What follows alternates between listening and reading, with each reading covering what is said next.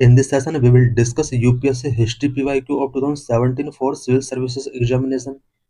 2017 UPSC prelims में history, art and culture section से about 14 questions पूछे गए थे। इन्हीं क्वेश्चंस का इस सेशन के अंदर डिटेल एनालिसिस करेंगे। Question number 1, the painting of Bodhisattva Padmapani is one of the most famous and oft illustrated painting at correct answer is Ajanta. Bodhisattva Padmapani का जो पेंटिंग है वो अजंता में सिचुएटेड है, जो कि मोस्ट फेमस है। So let's discuss in detail. The mural of Bodhisattva Padmapani holding a lotus is located in cave number 1 of the Ajanta caves. Bodhisattva Padmapani का ये पेंटिंग अजंता केव नंबर 1 में लोकेटेड है। It is a masterpiece of Gupta Vakataka period. The figure is known for its graceful tribhanga, three bend posture and serene expression. About Ajanta and Ellora caves. Ajanta and Ellora caves के बारे में कुछ important points हम यहाँ पर डिस्कस करेंगे। Both are UNESCO world heritage site in Maharashtra. Ajanta and Ellora दोनों ही यूनेस्को वर्ल्ड हेरिटेज साइट है। Ajanta caves the Buddhist monastery. Ajanta is famous for its murals, paintings and its exclusive focus on Buddhism. Ajanta murals के लिए famous है। murals means painting, and इसका जो exclusive focus रहा है वो बुद्धिज्म पर रहा है। Timeline 2nd century BCE to 7th century CE. Ajanta caves का जो टाइमलाइन है वो 2nd century BCE to 7th century BCE रहा है। Religion exclusively Buddhist. It trace the evolution from Hinayana to Mahayana. Ajanta caves Buddhism से रिलेटेड है। हीनयान से किस तरह से बुद्धिज्म का महायान की तरफ ट्रांजिशन हुआ, ये केव्स इसका एक प्रूफ है। Structure 29 caves, mostly viharas, monasteries and a few chaityas, prayer halls.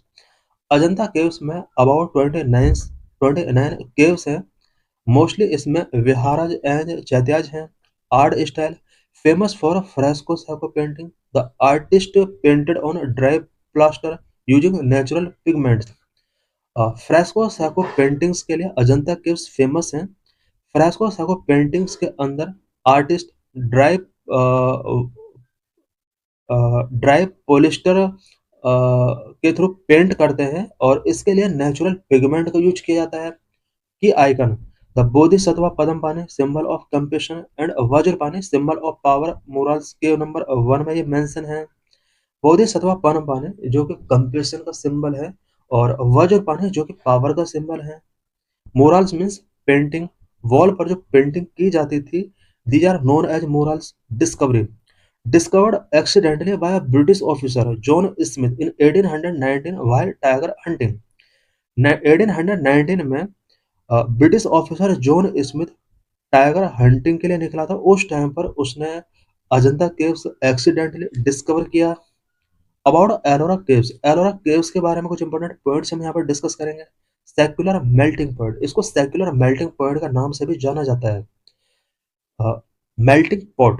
Ellora is known for its sculptures, architecture, and its representation of multiple religions. Ellora caves sculptures, architecture and multiple religions के representation के लिए जाना जाता है। Timeline 6th century CE to 11th century CE. Ellora caves का जो time line रहा है वो 6th सेंचुरी सीई से 11th सेंचुरी सीई तक रहा है। Specially Rashtrakuta and cultural period की केव्स हैं। Religion multi religious, it content 34 caves. Ellora caves multi religious हैं। अबाउट 34 केव्स यहाँ पर सिचुएटेड हैं।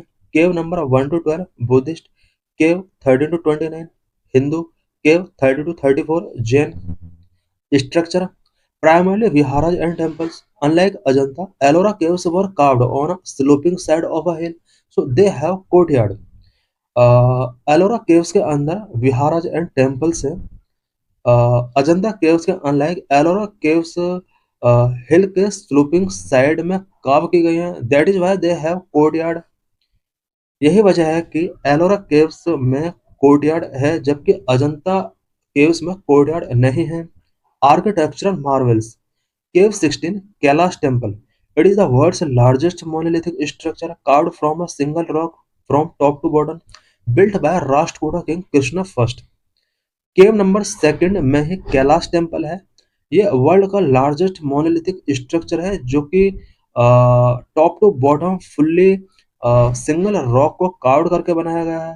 राष्ट्रकूट किंग कृष्णा फर्स्ट के द्वारा इसको बिल्ड कराया गया था। की distinction, Ellora is more about architectural scale and sculpture than paintings. Ellora caves paintings के कंपेयर में मोर आर्किटेक्चरल एंड स्कल्पचर्स यहाँ पर प्रोविजन किए गए हैं। वहाँ UPSC ask about them. Ajanta and Ellora से रिलेटेड यूपीएससी क्वेश्चंस क्यों पूछता है? Arch technique, the fresco method of Ajanta, wet versus dry plaster. Ajanta में जो fresco secco painting method use किया जाता है वो एक तरीके से वेट वर्सेस ड्राई पॉलिस्टर के थ्रू पेंटिंग को शो करता है। Architectural evolution, how rock architecture evolve from simple carve Ajanta to complex multi storeyed monolithic temples. Ellora and Ajanta से यूपीएससी क्वेश्चन इसलिए भी पूछता है बिकॉज ये आर्किटेक्चरल एवोल्यूशन का एक इम्पोर्टेंट फेज रहा है। अजंता केव्स में जहां सिंपल केव्स का यूज करके कॉम्प्लेक्स स्ट्रक्चर्स बनाए गए थे, वहीं एलोरा टाइम पीरियड में multi storeyed monolithic temples establish किए जाने लगे। Religious synthesis, Ellora as an example of religious tolerance and no coexistence in ancient India.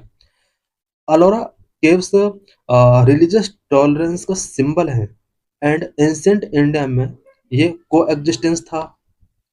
Difference between Ajanta and Ellora, location Ajanta Sahyadri hills Waghora river, Ellora Chandradhari hills. Theme exclusively Buddhist Hindu and Jain. Primary art painting murals sculptures and architecture. Major patronage Vakatakas Rashtrakutas. Key attraction Padmapani Bodhisattvas Kailash temple. Chronology older younger. Question number 2. With reference to the religious history of India, consider the following statement. Statement 1. The concept of Bodhisattva is central to the Hinian sect of Buddhism. This is wrong because Bodhisattva concept Mahayan sect से related है. So statement 1 is wrong. Statement 2. Bodhisattva is a compassionate one on his way to enlightenment. This is correct. Statement 3. Bodhisattva delay achieving its own salvation to help all sentient beings on their path to it. This is also correct. So correct answer is 2 and 3. So let's discuss in detail. Why statement 1 is incorrect? The Bodhisattva ideal is the hallmark of Mahayana Buddhism. In contrast, Hinian Theravada Buddhism focus on the Arhat, the individual who achieve nirvana for themselves. Bodhisattva of Mahayana and Arhat of Hinayana में जो सबसे बड़ा difference है वो ये है कि बोधिसत्व जो होते थे वो अपने निर्वाण को कंट्रोल करके रखते थे सो दैट वो अदर पर्सन को निर्वाण अचीव करने में हेल्प कर सके। जबकि हीनयान के अंदर जो अरहट है वो इस बात पर फोकस किया करते थे कि हमें खुद को निर्वाण अचीव कराना है। इंडिविजुअल लेवल पर सबसे पहले हमें खुद निर्वाण अचीव करना होगा। Bodhisattva in Mahayana a person who not get nirvana to do help to other to achieve nirvana. Bodhisattva in Hinayana relate previous birth of Buddha. Hinayana में जो बोधिसत्व का कंसेप्ट है वो बुद्धा के प्रीवियस बर्थ से रिलेट है। वह statement two is a bodhisattva is someone who has attained a high degree of enlightenment but remain in the world. Why statement 3 is correct. The core philosophy of a bodhisattva is infinite compassion, refusing to enter final nirvana until every other soul has been liberated. जब तक other soul liberate नहीं हो जाते तब तक बोधिसत्वा का जो role है सोसाइटी में निर्वाण अचीव कराने का वो कंप्लीट नहीं होता, ऐसा इनका मानना था। Question number 3. Which of the following is are famous for sun temples? Correct answer is A Asra valley. Asra valley sun temples के लिए फेमस हैं। तो लेट्स डिस्कस इन डिटेल। यहाँ पर हम सभी ऑप्शंस असरा वैली अमरकंटक ओमकारेश्वर क्यों फेमस हैं सभी के बारे में डिस्कस करेंगे। असरा valley located in Srikakulam, Andhra Pradesh. It is famous for 7th century sun temple built by Kalinga king Devendra Verma. Asra Valley Andhra Pradesh के श्रीकाकुलम में सिचुएटेड है। 7th सेंचुरी सन टेम्पल के लिए फेमस है, जो कि कलिंग किंग देवेंद्र वर्मा के द्वारा इसको एस्टेब्लिश कराया गया था। Amarkantak, known as the source of the Narmada and Son rivers. Amarkantak Narmada and Son rivers के लिए फेमस है। It is famous for its group of temple mostly dedicated to Shiva but not specifically sent temple.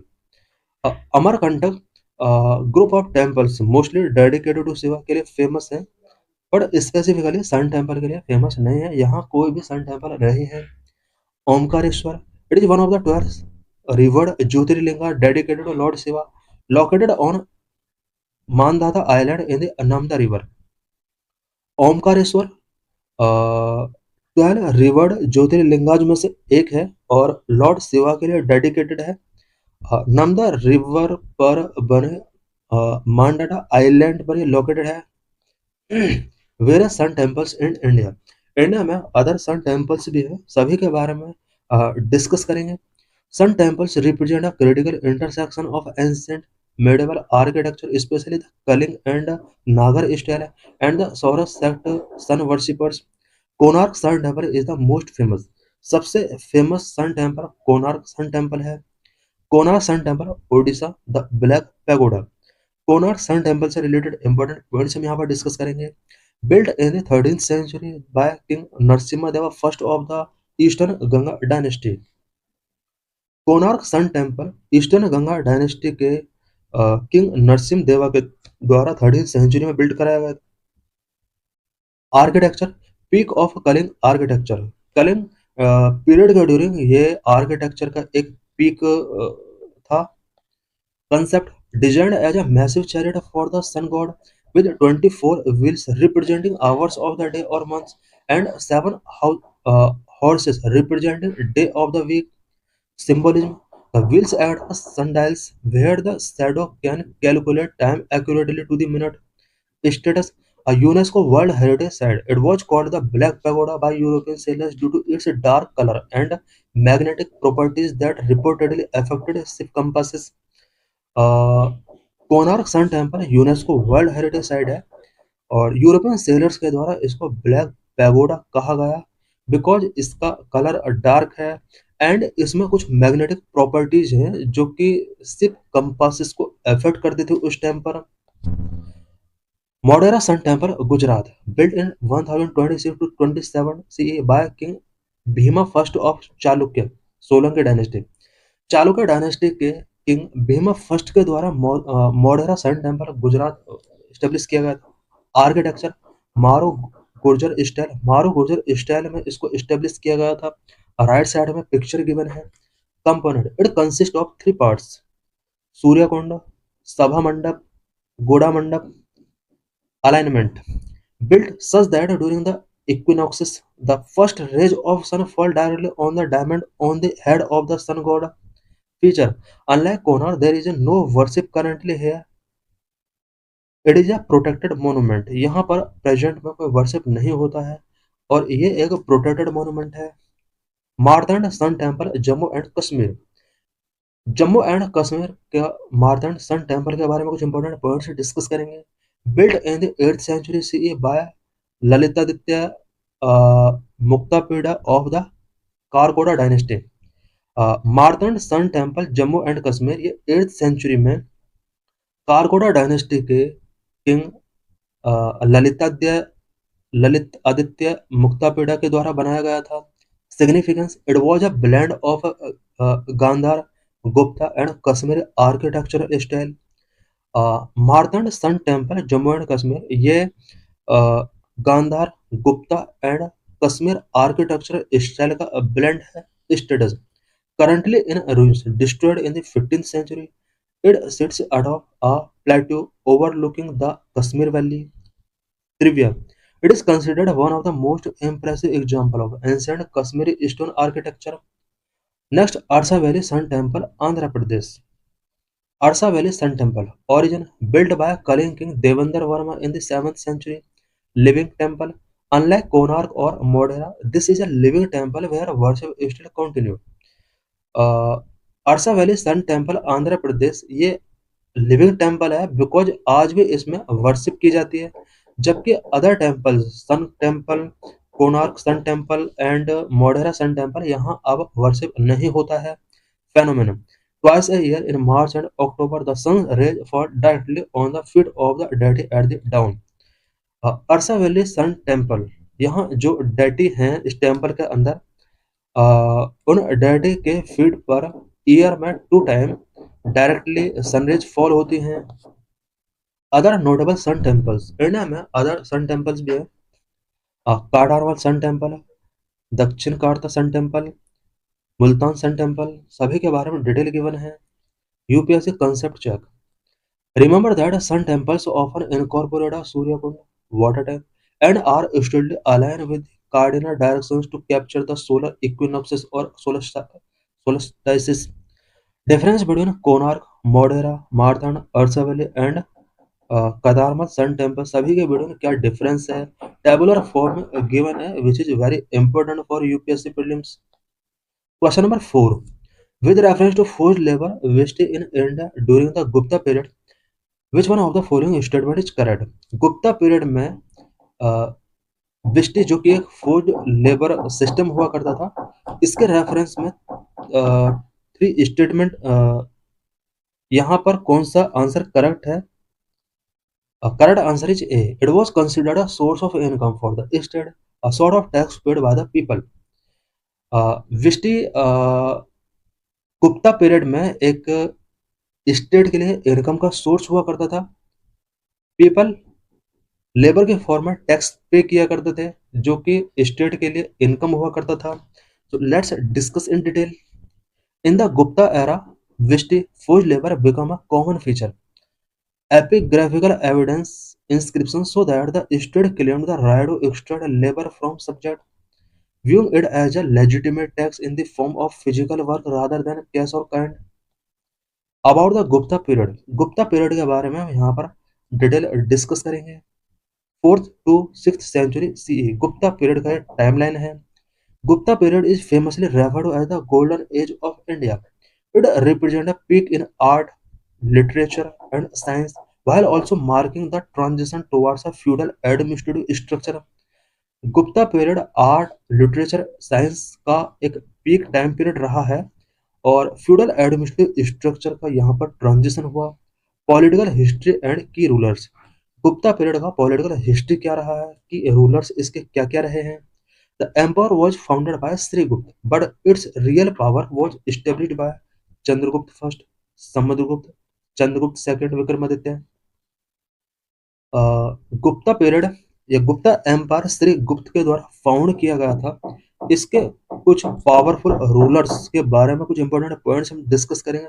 Chandragupta first, the first to take the title Maharajadhiraj, he started the Gupta era 319 to 320 CE। Gupta ruler का first ये king रहा Chandragupta first, जिसको महाराजा धीराज का title given किया गया। इसने गुप्त era start किया था 319 to 320 CE में। Samudragupta, known as the Napoleon of India by V.A. Smith, his military conquests are detailed in the Priyag Prashasti Allahabad pillar inscriptions composed by his court poet Harishan. Samudragupta, which is also known as Napoleon of India, V.A. Smith ने इसको पहली बार Napoleon of India कहा। And इसके जितने भी military conquest रहे हैं वो प्रयाग प्रशस्ति और इलाहाबाद पिलर इंस्क्रिप्शंस में गिवन है, और ये जो प्रशस्तिज थी वो समुद्रगुप्त के कोर्ट पोएट हरिशन के द्वारा राइट की गई थी।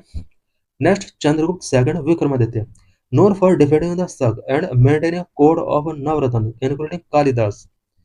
चंद्रगुप्त सेकंड विक्रमादित्य सबको डिफीट करने के लिए जाना जाता है।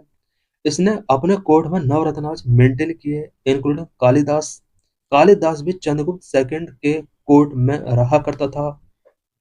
The Chinese traveller Fahien visited India during his reign, Chinese traveller Fahien ने चंद्रगुप्त सेकंड विक्रमादित्य का टाइम पीरियड का ड्यूरिंग ही इंडिया विजिट किया था।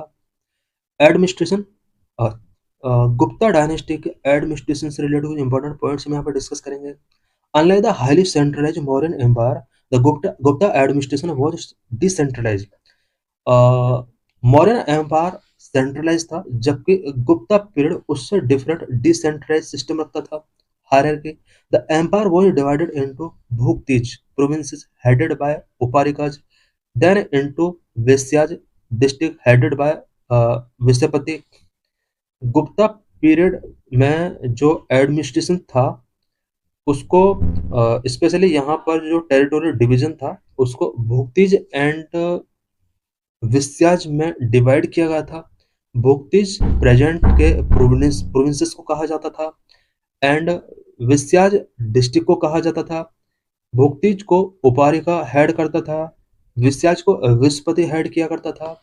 Decentralisation, local administration gain power, guilds and village headman had significant autonomy. Local administration को अब यहाँ पर पावर मिल जाती है। Guilds and village headman significant autonomy रखते थे। Vishti forced labour, as discussed earlier this period saw the rise of labour as a form of tax. इस पीरियड में लेबर अब टैक्स की फॉर्म में राइज हुई, indicating the growing power of local Lord's over the peasantry. Art and architecture, this period saw a transition from the cave architecture to structured temples. Gupta period एक important transition show करता है। It means cave architecture से structure temple की तरफ एक transition इस period में show होता है। Nagara style, the early root of Nagara style emerged here.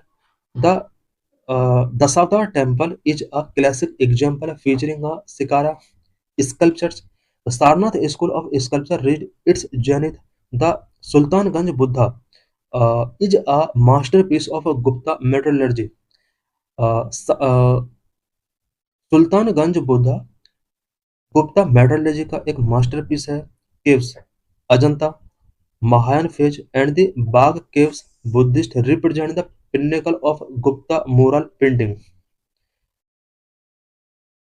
Literature, the Sanskrit resonance. Sanskrit became the official language and witnessed a massive revival. Gupta period में संस्कृत अब एक ऑफिशियल लैंग्वेज बन चुकी थी। कालिदास, विशाखादत्ता, ये सब इसी टाइम पीरियड के पोएट रहे हैं। Kalidasa wrote Abhijnana Shakuntalam, Meghaduta and Raghuvamsa. Visakhadatta wrote Mudra Rakshak and Devi Chandraguptam. Religious texts, the final compilation of the Puranas, Ramayana and Mahabharata took place during this era. Science and tech, Aryabhata, Varahamihira, Dhanvantari, ये सभी कुछ biggest writer and scientist रहे हैं। Aryabhata, Lord Aryabhatta, he discovered that the Earth rotated on its axis, explained the cause of eclipses, and calculated the value of pi. Aryabhata ने आर्यभट्टिया लिखा और आर्यभट्ट ने discover किया था कि अर्थ अपने एक्सिस पर रोटेट करती है। आर्यभट्ट ने इक्लिप्स का कॉज एक्सप्लेन किया था। आर्यभट्ट ने ही पाई का वैल्यू गिवन किया था। वराहमिहिर रॉड बृहत संहिता एंड पंच सिद्धांत। वराहमिहिर ने बृहत संहिता एंड पंच सिद्धांत एस्ट्रोनॉमी लिखा है। Dhanvantari, the celebrated physician Ayurveda was part of the Navratna. Dhanvantari भी गुप्ता पीरियड में जो नवरत्न हुआ करते थे उसी का पार्ट हुआ करते थे। ये एक सेलिब्रेटेड फिजिशियन थे। Metallurgy, Mehrauli iron pillar in Delhi has remained rust-free for over 1,500 years, proving the advanced metallurgical skill of the time. Gupta period में मेटलर्जिकल स्किल एडवांस थी और इसका biggest example Mehrauli iron pillar जो कि दिल्ली में सिचुएटेड है। 15 years से अभी भी ये रस्ट फ्री पिलर है। Socio economic conditions, religion, a strong revival of Brahmanism, but the king were generally tolerant of Buddhism and Jainism. Gupta period में ब्रह्मनिज्म का एक स्ट्रॉन्ग रिवाइवल हुआ, बट इस टाइम पीरियड में king generally Buddhism and Jain को लेकर भी टॉलरेंट था। Trade initially flourished with the Roman empire but declined later due to Hun invasions, leading to a close economy and the rise of land grants to priest and officials. Social status, the position of women declined. Emergence of early instances of sati, as seen in the Iran inscriptions of 510 CE, and untouchability become more rigid. Women का position Gupta period में decline होता है because इस time period से related कुछ सती instances Iran inscriptions में मिले हैं। अनटचेबिलिटी अब मोर रिजिड हो गई थी। Difference between Mauryan period and Gupta period. Mauryan period highly centralize, Gupta period decentralize और feudal. Modern period language Pali, Prakrit, Sanskrit, trade expanding international trade. Gupta period declining international trade. Religious focus Buddhism, Jainism, Brahmanical Hinduism, primary art stupas and monolithic pillars, structural temples and sculptures. Question number 5, with reference to the religious history of India consider the following statement. Religious history of India से related यहाँ पर कुछ statement given है। Statement 1, Swatantric and Samitya were the sect of Jainism. This is wrong because Swatantric and Samitya ये Buddhism sect से connected थे। Statement 1 is wrong. Statement 2, Sarvastivadin held that the constituents of phenomena were not wholly movement but existed forever in a latent form. This is correct. So correct answer is B, only 2. So let's discuss in detail. वहाँ statement 1 is incorrect.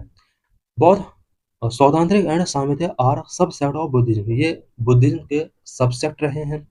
सौदांत्रिक is a branch of the Sarvastivadi school and Sammitiya was one of the most popular Buddhist schools in ancient India. वह statement 2 is correct. The Sarvastivada school whose name means the doctrine that all exist argued that past, present and future dharma factors exist simultaneously, contradicting the more standard Buddhist view that everything is purely momentary. Question number 6. Consider the following Bhakti sect: Dadu Dayal, Guru Nanak, Tyagaraja. Who among the above was were preaching when the Lodi dynasty fall and Baba took over? यहाँ पर कुछ भक्ति cents के name given है।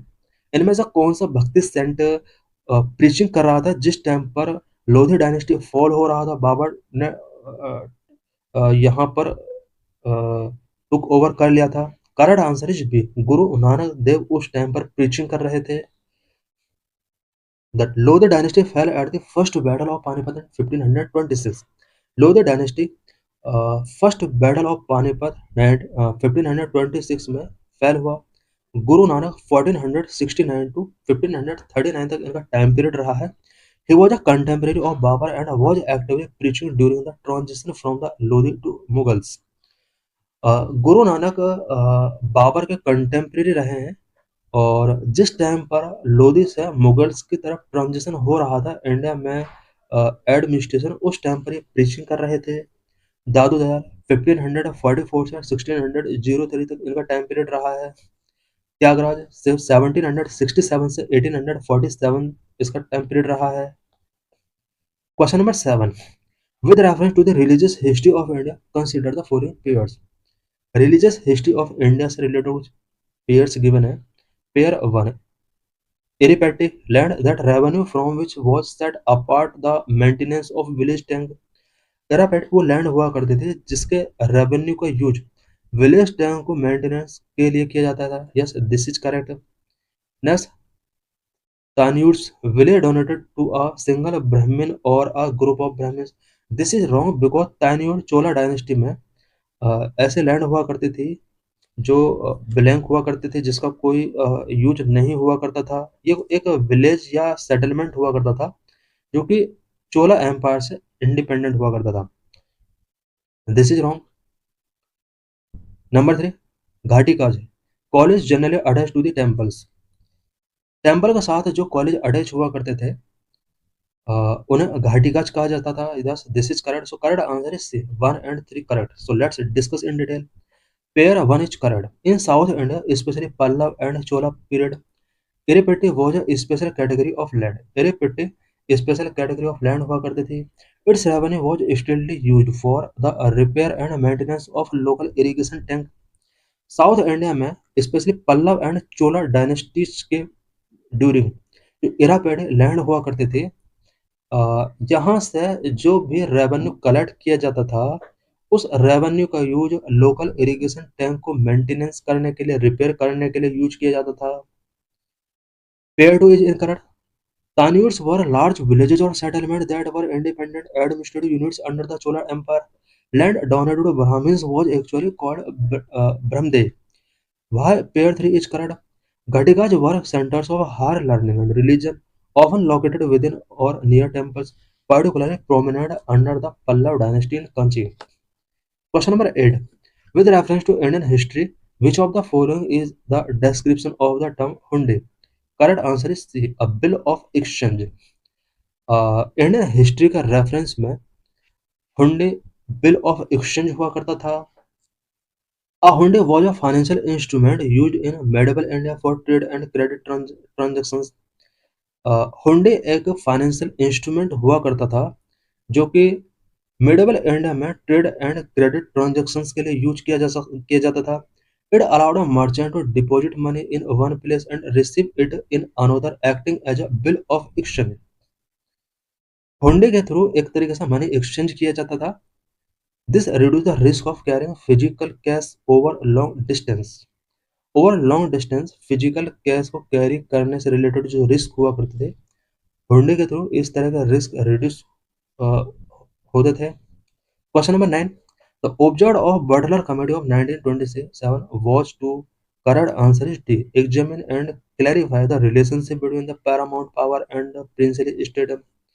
Buttler committee 1927 का जो main objective था वो paramount power and principal state के बिटवीन रिलेशनशिप को एग्जामिन करने के लिए एंड क्लैरिफाई करने के लिए था. About Butler committee of 1927, formerly known as the Indian State Committee, it was appointed to investigate the relationship between the British Crown and the Indian princely state. It recommended that the crown should remain the paramount authority and that the princely state should not be handed over to an Indian government responsible to an Indian legislature without their consent. Question number 10. With reference to the Arya Samaj and socio-religious reform movement of 19th century, consider the following statement. Arya Samaj and 19th century के social religious reform movement से related कुछ statement given है. कौन सा statement correct find करना है.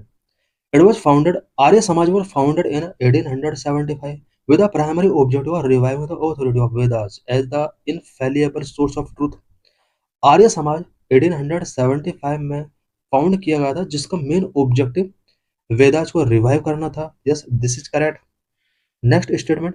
While it rejected the authority of Purans and later Hindu scriptures, it advocated for a return to the fourfold Varna system based on birth. This is wrong. Statement 3. The Sudhi movement was initiated by the Samaj to integrate individual back into the Hindu fold. Sudhi movement जो initiate किया गया था जो कि एक socio religious movement रहा है 19th century का, ये समाज को हिंदू फोल्ड की तरफ इंटीग्रेट करने के लिए एक इनिशिएटिव था. So correct answer is B. 1 and 3 statement are correct. So let's discuss in detail. Why statement 2 is incorrect? This is a frequent point of confusion. While the Arya Samaj supported the Varna system, they explicitly rejected the idea that it should be determined by birth. Arya Samaj वर्ण system को support करता था but इसके अंदर जो ये birth से determine करने का जो सिस्टम था वर्ण सिस्टम के अंदर, बिकॉज बाद में जाके वर्ण सिस्टम को बर्थ बेस पर कंपलसरी कर दिया गया. इसको आर्य समाज ने स्ट्रिक्टली रिजेक्ट किया था. Instead Dayanand Saraswati argued that varna should be determined by merit, profession and temperament, karma guna. Dayanand Saraswati ने आर्ग्यू किया था कि वर्ण सिस्टम जो है वो मेरिट, प्रोफेशन एंड टेम्परामेंट के बेस पर फिक्स होना चाहिए. This is why the movement was reformist regarding the caste system, even though it was revivalist regarding the Vedas. यही वजह है कि आर्य समाज मूवमेंट जो रहा है या अदर मूवमेंट जो रहे हैं इंडिया में, ये स्पेशली आर्य समाज मूवमेंट की बात की जा रही है, रिफॉर्मिस्ट रहा है कास्ट सिस्टम को लेकर. वह statement 1 and 3 are correct. Revivalism statement 1. The slogan "Go back to the Vedas" defined the movement. Go back to the Vedas ये स्लोगन रहा है आर्य समाज का और ये मूवमेंट को डिफाइन करता है. Dayanand Saraswati believed the Veda contain all the knowledge of the universe, including the seeds of the modern science. Dayanand Saraswati का बिलीव था कि वेदाज के अंदर यूनिवर्स का ऑल नॉलेज है, including seed of modern science. Shuddhi movement statement 3. This was a unique and controversial feature of the Arya Samaj. Shuddhi movement Arya Samaj का एक unique and controversial feature रहा है। Unlike other reform movement like the Brahmo Samaj, the Arya Samaj actively engaged in proselytization, conversion through the Shuddhi or purification rituals to bring back those who had converted to other religions. Question number 11. With reference to the difference between the culture of Rig Vedic Aryans and Indus Valley people, which of the following statement is are correct? And Rig Vedic Aryans and Indian Indus valley people के culture के between difference से related यहाँ पर statement given है। Statement 1, the Rig Vedic Aryans used the coat of mail and helmet in warfare, whereas the people of Indus Valley civilization did not leave any evidence of using them। Statement में कहा गया है कि Indus valley civilization के people, specially यहाँ पर कहा गया है कि ऋग्वैदिक आर्यंस जो थे ये वॉरफेयर में coat of mail and helmet का यूज किया करते थे, जबकि इंडस वैली सिविलाइजेशन के पीपल के पास इस तरह का कोई एविडेंस नहीं मिले हैं। Yes, this is correct. Statement 2, Rigvedic Aryans knew gold silver and copper whereas Indus valley people knew only copper and iron. This statement is wrong. Indus valley people को कॉपर और आयरन के बारे में कोई नॉलेज नहीं था। ऋग्वैदिक आर्यंस गोल्ड के बारे में नहीं जानते थे। तो statement 2 is wrong. Statement 3, Rigvedic Aryans had domesticated the horse whereas there is no evidence of Indus Valley people having been aware of this animal। Rigvedic Aryans के पास या ऋग्वैदिक आर्यंस हॉर्स को डोमेस्टिकेट किया करते थे, जबकि इंडस वैली पीपल के पास एनिमल हैविंग से रिलेटेड कोई एविडेंस नहीं है। This is correct. So correct answer is C, 1 and 3 statement are correct. तो let's discuss in detail why statement 1 is correct. Rigvedic Aryans were involved in frequent travel warfare and used armed coat of mail and helmets Sipra.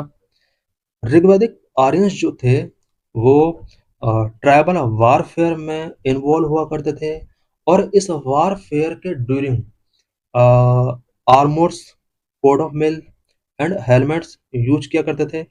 Indus valley civilization sites so very little evidence of offensive और defensive weapons. वहाँ statement 2 is incorrect. This is a trap. Indus valley people did not know iron. Iron was discovered much later, about 1000 BC। Indus Valley people was a Bronze Age civilization। Indus valley people को iron के बारे में कोई knowledge नहीं था। Only उन्हें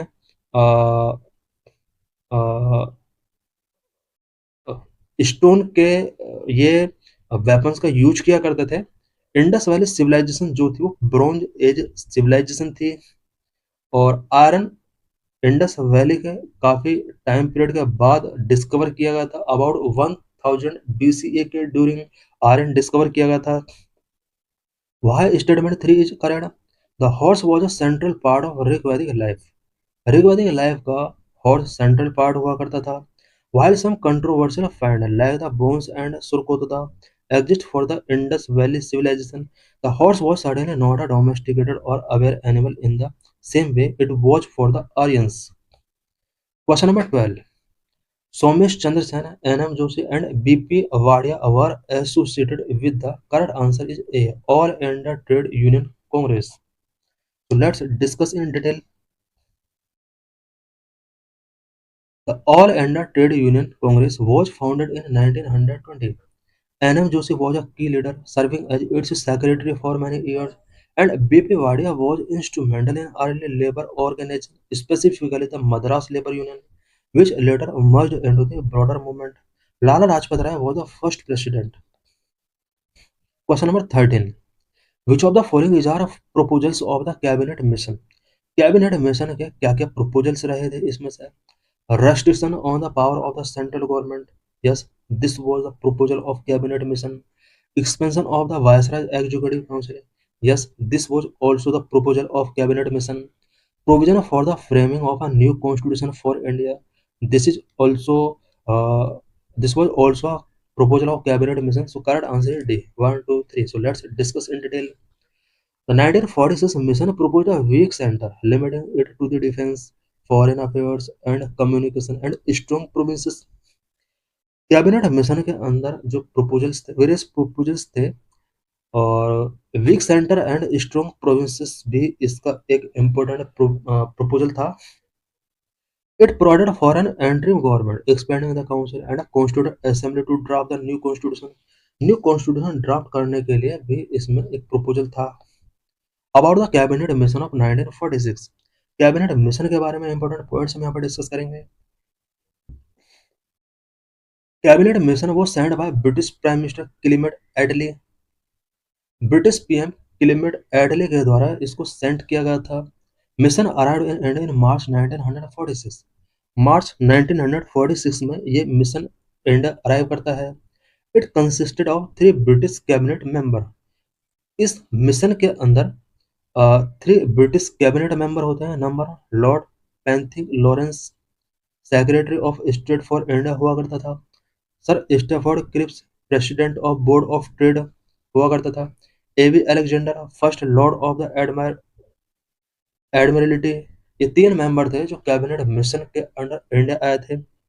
cabinet मिशन was a pivotal turning point in Indian history, representing the British government's final major attempt to negotiate a peaceful transfer of power to a united India. Primary objectives of cabinet mission.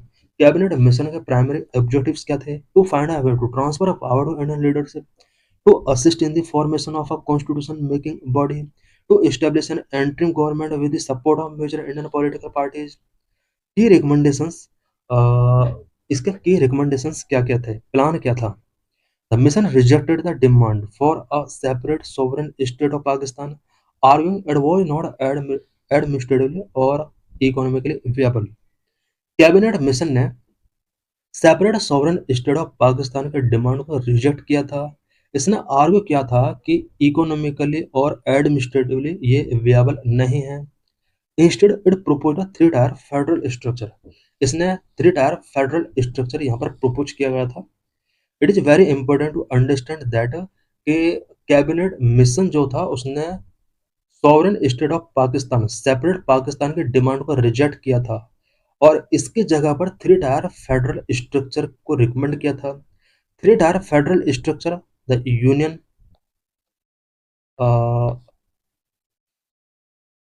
Union जो होगा वो topper होगा. The central government would have jurisdiction over only 3 subject, defence, foreign affair and communication. It would also have the power to raise finances for these subjects. Grouping of provinces. Provinces को यहाँ पर 3 section में divide किया गया था. Group A, group B, group C. Group A Hindu majority provinces such as Madras, Bombay, united province, Bihar, central province and Odisha. Section B Muslim majority province in the north west, Punjab, NWPF and Sindh. Section C, Muslim majority province in the northeast, Bengal and Assam. Provincial autonomy, bottom tier. All subjects other than the union subject and all residuary powers would vest in the provinces. After the first general election, provinces were free to opt out of their assigned group, the Constituent Assembly and interim government. Constituent Assembly. Members were to be elected by the provincial legislative assemblies through proportional representation. Constituent assembly के अंदर members को provincial legislative assembly के द्वारा through proportional representation elect किया जाना था. Entering government, a provisional government was to be formed at the centre representing all major parties to run the country until the new constitution was formed. Outcomes and significance. Cabinet mission के क्या क्या outcomes रहे, क्या इसका significance था? While both the Indian National Congress and the Muslim League initially accepted the plan, disagreement over the grouping clause and the interpretation of provincial autonomy led to a breakdown. Initially, Indian National Congress and Muslim League इन्होंने जो cabinet का plan था उसको accept किया, 3 tyre structure वाला plan जो था. But बाद में grouping clause and provincial autonomy के इंटरप्रिटेशन से रिलेटेड जो इश्यूज थे इन्होंने इसको ब्रेक डाउन किया. Congress led by Nehru argued that grouping should be optional from the start. The Muslim League, led by Jinnah, insisted that grouping was compulsory and eventually withdrew its acceptance, calling for a direct action day in the August 1946. UPSC focus point: constitutional significance. It led the formation of the Constituent Assembly that eventually drafted the Constitution of India. Cabinet mission जो था, इसने constituent assembly के formation को lead किया। Eventually constitution of India draft किया गया। Grouping clause: this is a frequent area for prelims question regarding the specific provinces in section A B C. अभी हमने प्रोविंसेस के जो डिवीजन थे सेक्शन ए बी सी, इसके बारे में डिस्कस किया और इससे रिलेटेड यूपीएससी प्रीलिम्स में क्वेश्चन पूछे जाते हैं। Residuary powers: unlike the government of India at 1935, where power stayed with the viceroy, the cabinet mission proposed to give these to the provinces. Residuary power: government of India 1935 के according इन्हें viceroy को given किया गया था, but cabinet mission ने propose किया कि residuary power provinces को गिवन की जानी चाहिए। Question number 14. The Women's India Association was founded in 1917 by Annie Besant, Sarojini Naidu, Margaret Cousins. Correct answer is D, both A and C. Annie Besant and Margaret Cousins के द्वारा women India association found किया गया था 1917 में। तो let's discuss in detail. Women India association was founded at Adyar, Madras, 1917. Key founding members included Annie Besant, Margaret Cousins, Dorothy, Gina Rajadas, Sarojini Naidu joined later. Sarojini Naidu joined later and was a major face of movement. Sarojini Naidu ने इस movement को, इस association को letter join किया था। So let's discuss in detail about the women's Indian association WIA, founded in 1917. It is a landmark organization in the history of Indian national movement and social reform. India's first major multi-ethnic feminist organization that bridged the gap between social reform and political rights. Foundation and key figures. Women's Indian association का foundation क्या रहा, की figures इसके क्या क्या रहे हैं। Date and place: founded on May 8, 1917 in Adyar, Madras, now Chennai. Founder: a collaborative efforts between Indian and European women. Indian and European women के बिटवीन ये एक कोलैबोरेटिव एफर्ट थे। Annie Besant the first president, Margaret Cousins an Irish suffragette and the primary architect of the association, डोरोजियो की co-founder, other prominent member Sarojini Naidu, Kamala Devi Chattopadhyay, Dr. Muthulakshmi Reddy, and Begum Hazrat Mohani. Core objectives of Women Indian Association. The Women Indian Association was unique because it did not just focus on social upliftment but demanded a political equality. Its goal included women's suffrage, education, social reform, civic rights. Major achievement and milestone: A. The suffrage movement 1917. In December 1917, a 14-member WIA delegation led by Sarojini Naidu met the Secretary of State for India, Edwin Montagu, to demand female franchise in the upcoming constitutional reform. Although the government of India at 1919 did not directly grant this, it left the decision to the provincial legislature. WIA के द्वारा जो secretary of state for India Edwin mortgage से female franchise के लिए demand की गई थी, इसको गवर्नमेंट ऑफ इंडिया एट 1919 में इंक्लूड नहीं किया गया था डायरेक्टली। प्रोविंशियल लेजिस्लेचर्स के लिए डिसीजन टेकिंग करने के लिए इसको लेफ्ट कर दिया। Impact: due to WIA's lobbying, Madras became the first province to grant women the right to vote in 1921. WIA lobbying की वजह से मद्रास इंडिया का पहला प्रोविंस बना जहां पर 1921 में वुमेन को राइट टू वोट गिवन किया गया था। बी. स्त्री धर्म journal: WIA published a monthly journal called स्त्री धर्म, started in 1918. 1918 में WIA के द्वारा एक मंथली जर्नल स्त्री धर्म यहाँ पर पब्लिश किया जाने लगा। It served as the voice of the Indian women's movement, discussing international feminist trend, livelihood changes and social issues like health and hygiene. C. Livelihood influence: through the efforts of members like doctor Muthulakshmi Reddy, the WIA was instrumental in passage of Devdasi Abolition Bill. Devadasi abolition bill का passage बना. Advocating for the Child Marriage Restraint Act Sardha Act 1829, which raised the marriage age for girls to 14. D. Global presence. WIA initiated All Asian Women's Conference in 1931 and presented memorandums at the Round Table Conference regarding women's constitutional rights in the future of India. Indian association and all India women's conference के between क्या difference है? Year. Women's Indian association 1970 में establish किया गया था. All India women's conference 1927 में establish किया गया था. फोकस. वुमेन्स इंडियन एसोसिएशन का जो मेन फोकस था वो सफरगेटी एंड सोशल रिफॉर्म था.